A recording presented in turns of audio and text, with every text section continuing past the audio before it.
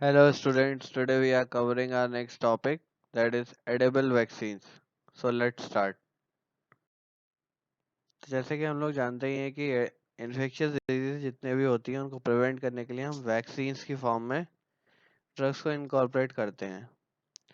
Different kind of vaccination available होती हैं from the child birth for different kind of diseases. अब edible vaccines एक तरीके का हमारा डेवलपमेंट है जिसमें हम क्या कर रहे हैं, इंट्रोड्यूस करते हैं हमारे डिजायरेबल जीन्स को प्लांट्स के अंदर।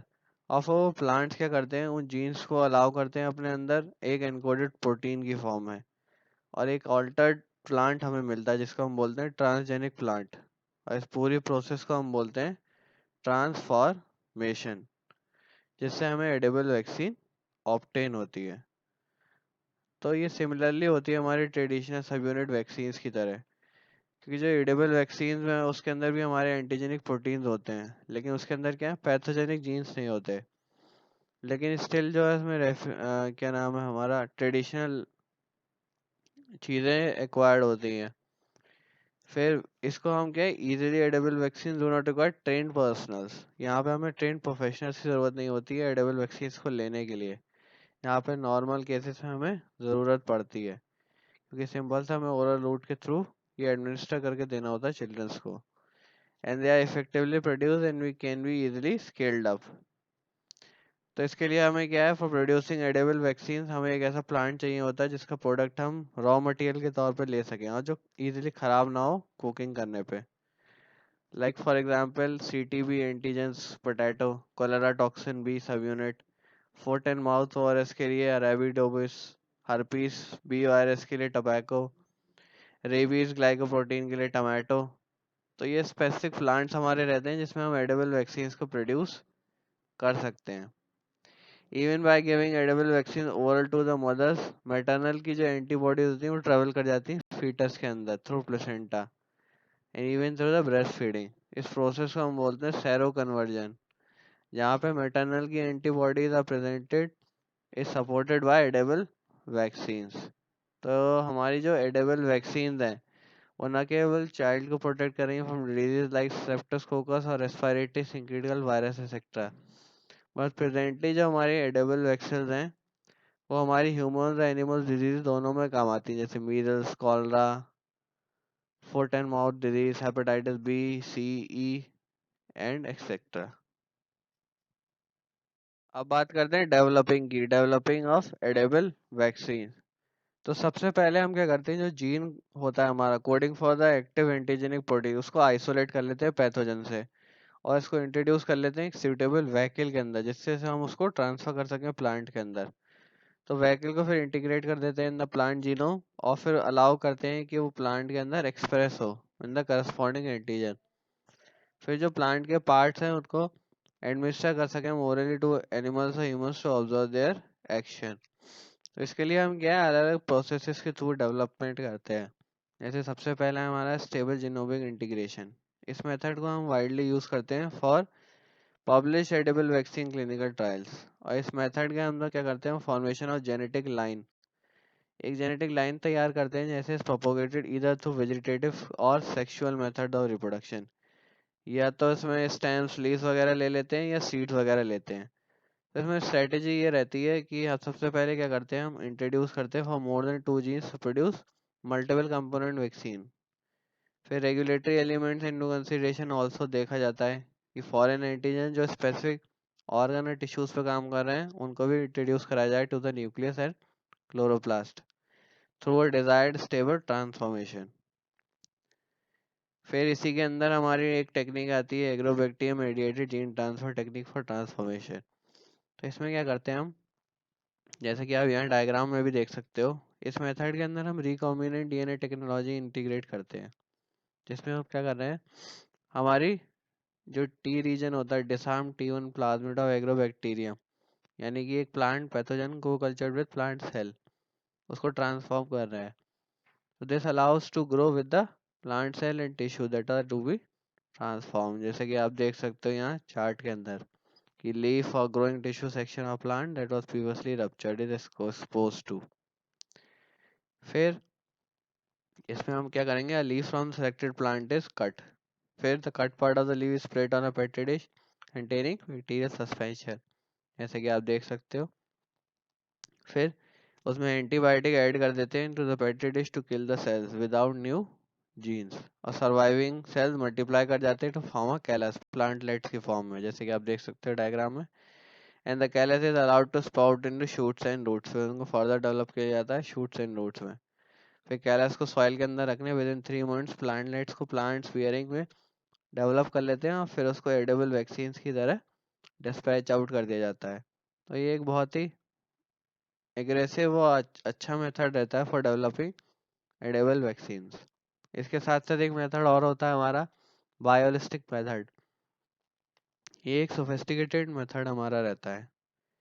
इसके अंदर क्या होता है, it utilises the gene gun to introduce the gene containing DNA coated metal like gold का टंगस्टन के पार्टिकल्स को यूज किया जाता है इन द प्लांट सेल्स। तो इसमें जो हमारे सेल्स हैं उनको ग्रो किया जाता है न्यू प्लांट्स में when they are cloned in a given numerous crops having genetic sequence. इसके साथ साथ एक टेक्निक और हमारी आती है, इलेक्ट्रोपोरेशन। इस मेथड में क्या रहता है, जो सेल्स हैं हमारे उनको इनकॉर्पोरेट करते हैं डीएनए के अंदर, और later high voltage electrical pulse के थ्रू अप्लाई किया जाता है सेल्स पे, जिसकी वजह से जो ट्रांजिएंट पोर्स होती हैं विद इन द प्लाज्मा वो हमारी प्रोड्यूस होती हैं। And it requires a mild antibiotic treatment also which act as barrier to the entry of DNA to the cell cytoplasm. अब बात करते हैं एमओए की, कि किस तरीके से ये ड्रग वैक्सीन जो है हमारी वो काम करती है। तो सबसे पहले क्या करते हैं, एडेबल वैक्सीन को जब कोई पेशेंट देख टेक करता है तो सबसे पहले क्या है, च्यूइंग और डिग्रेडेशन होने के बाद वो इंटेस्टाइन में पहुंचती है।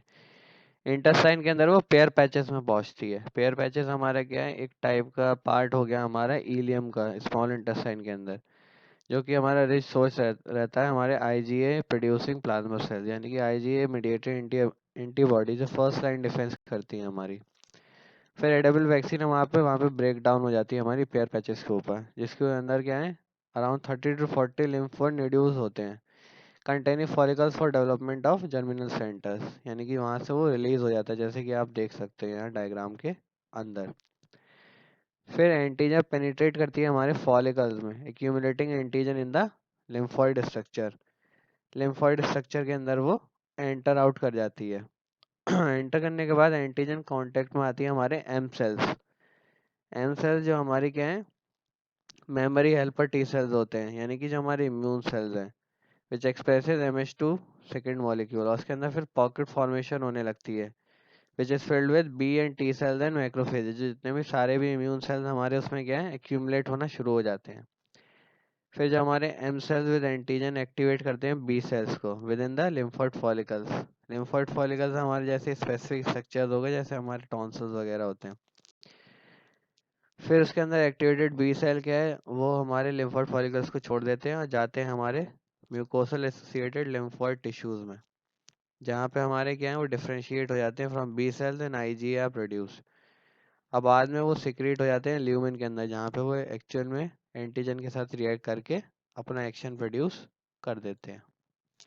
बात करते हैं एडवांटेजेस की। एडवांटेजेस क्या क्या रहती हैं एडेबल वैक्सीन की।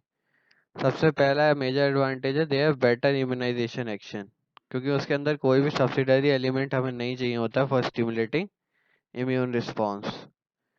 फिर सेकंड है they can cause mucosal immunity. Mucosal immunity भी ये प्रोवाइड करती है हमारी एडेबल वैक्सीन। फिर बहुत ज़्यादा ये अफोर्डेबल रहती हैं since they do not require cold chain storage conditions like traditional vaccine के लिए हमें क्या है कोल्ड स्टोरेज की रिक्वायरमेंट रहती है। फिर they have greater storage stability, क्योंकि जो हमारे सीड होते हैं ट्रांसजेनिक प्लांट्स के उनको हम ड्राई करके इजीली यूज़ कर सकते हैं due to their low moisture content. और जो प्लांट्स हमारे हैविंग हाई ऑयल और देयर एक्वस एक्सट्रैक्ट, उसके अंदर भी हमें बेटर स्टोरेज अपॉर्चुनिटीज देखने को मिलती हैं। फिफ्थ है they do not require sophisticated equipments and machine.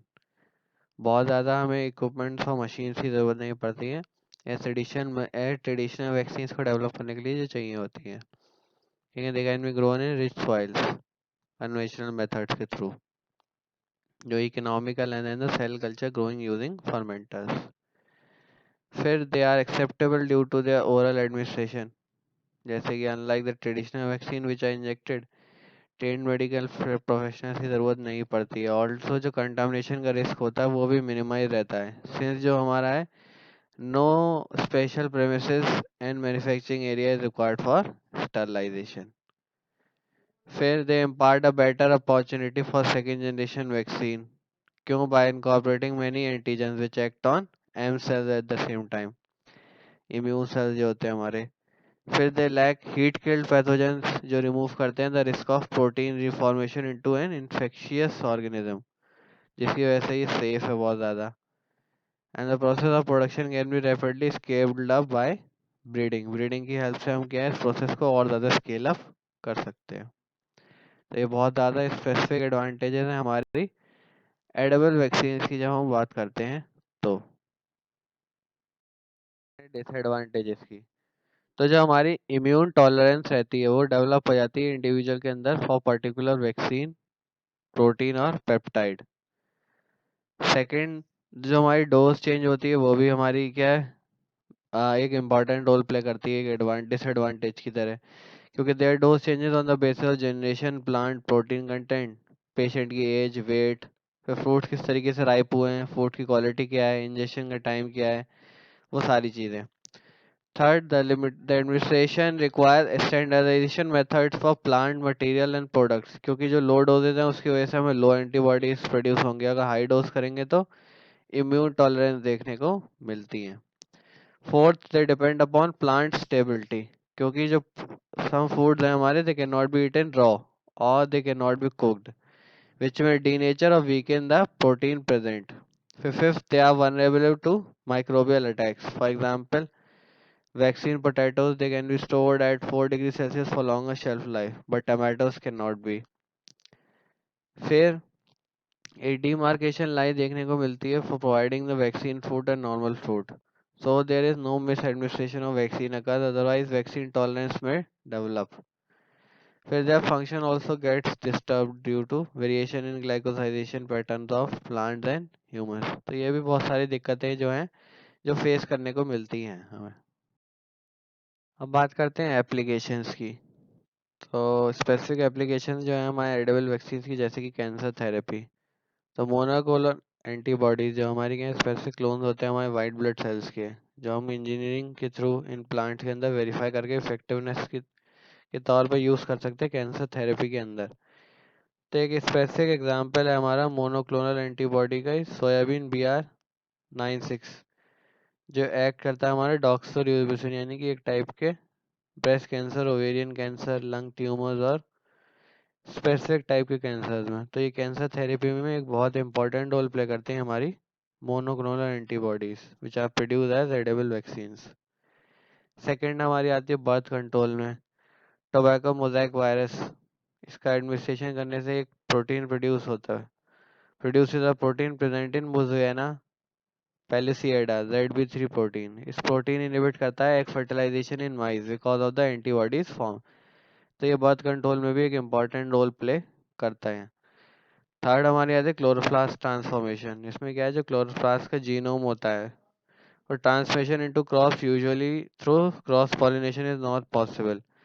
तो इसी वजह से जो नेचर होगा हमारा मैटरनल इनहेरिटेंस का, मतलब जो ट्रांसमिशन और accumulation of chloroplast genome in large quantity, वो जनरली पॉसिबल हो पाता है हमारे क्लोरोप्लास्ट ट्रांसफॉर्मेशन की वजह से।